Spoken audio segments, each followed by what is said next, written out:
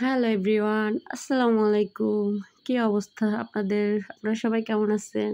আমি চলে আসলাম আমার পেজ লাইফস্টাইল ও পাখি থেকে নতুন আরেকটা ব্লগ ভিডিও নিয়ে। তো এখানে আমি ফার্স্টে ভাত উঠিয়ে দিয়েছি, ভাতটা হতে থাকুক। আজকে সরাসরি রান্না চলে আসলাম। তো এই তো এখানে আমি এখন নিয়ে নিয়েছি মুরগির গিলা কলিজা। আজকে এগুলাই রান্না হবে। তো তোমরা কে, কে গিলা কলিজা পছন্দ করো? আমার কাছে আবার কিন্তু মুরগির পাটা অনেক ভালোই লাগে, খেতে অনেক মজা লাগে, সেটার জন্য নেই। তো তোমরা অনেকেই তো খাও না। এখন অনেকে হয়তো বলবা যে এগুলো কি কেউ নেয়? এগুলো কি কেউ খায়? ভাই আমরা খাই। যার জন্য নেওয়া। খাওয়াতে আবার লজ্জা কিসের, তাই না? তো এটা এখন এগুলা দিয়ে আমি রান্না করব বুটের ডাল দিয়ে। তো এগুলা আপা আগেই পরিষ্কার করে রাখছিল। তারপরেও আমি এখন এগুলা যেহেতু রান্না করব, তো এটার জন্য আমি এগুলো আগে আবার চেক করে নিচ্ছি আরকি। আবার ভালো করে দেখছি পরিষ্কার হইছে কিনা। তো সেটার জন্য আসলে নেওয়া আরকি। তো তারপরে এই যে আমি এখানে রান্নাটা বসাই দিলাম। এখানে আমি দিয়ে দিলাম ফার্স্টে পেঁয়াজ দিয়ে, তারপরে এখানে একটু আদা বাটা দিলাম, একটু রসুন বাটা দিলাম। তারপরে এখানে আমি দিয়েছি এখানে জিরার গুঁড়া, ধনিয়ার গুঁড়া একসাথে। তো এখানে দিয়ে দিলাম। এরপর আমি হলুদের গুঁড়া, মরিচের গুঁড়াও দিলাম। তো এই তো এখন আমি মসলাটাকে ভালো করে কষিয়ে নিচ্ছি আরকি। মসলাটা কষানো হয়ে গেলে আমি এখন এগুলো দিয়ে দিব। দিয়ে এগুলোকে ভালো করে মসলার মধ্যে কষাবো। তো অনেকে হয়তো আবার ডালটাও একসাথে দিয়ে কষিয়ে নেয়। তো আমি এটা একটু কষানোর পরে আরকি ডালটা দিব। এজন্য আমি কিছুক্ষণ আগে কষিয়ে নিচ্ছি। তো এই তো ডালটা সেদ্ধ হইতে বেশিক্ষণ লাগবে না। কারণ হচ্ছে ডালগুলা মানে সেদ্ধ হয়ে যায় তাড়াতাড়ি ১-২য়। তো আমি এখানে ডালগুলাকে আগে ভিজিয়ে রাখছিলাম অনেকক্ষণ।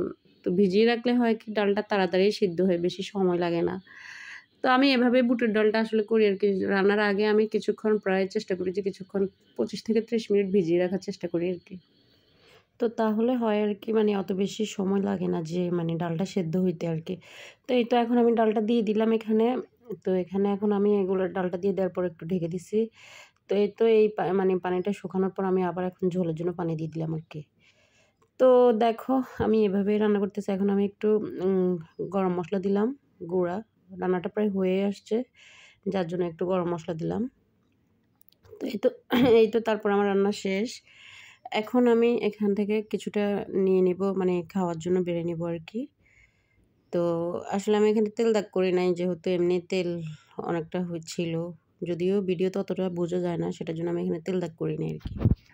তো ভিডিওতে তেমন একটা বোঝা যায় না। যাক তারপর আমি এখন এখানে বেড়ে নিচ্ছি, খাওয়া কমপ্লিট করলাম। তো এই তো তারপর খাওয়া-দাওয়া কমপ্লিট করার পর আমি এখানে ফ্রিজ থেকে দধির বক্সটা বের করে কিছুটা দধি নিচ্ছি খাবো। তো দধিগুলা কেমন জানি পানি, পানি হয়ে আছে। যাই হোক, তো এখন আমি এখানে কিছুটা দধি নিয়ে নিচ্ছি। তো দধিতে যেহেতু মিষ্টি কম ছিল তো সেটার জন্য একটু খাইছিলাম। তো ফ্রিজে মিষ্টিও ছিল, মিষ্টি বের করছি। বাট মিষ্টিটা এত মিষ্টি ছিল খেতে পারি নাই আমি। আমার মিষ্টি তেমন একটা পছন্দ না। তো আমি আজকের মতো ভিডিওটি এখানেই শেষ করতেছি। তোমাদের যদি আমার ভিডিও ভালো লেগে থাকে তাহলে অবশ্যই আমার ভিডিওটি শেয়ার দিবা। আল্লাহ হাফেজ।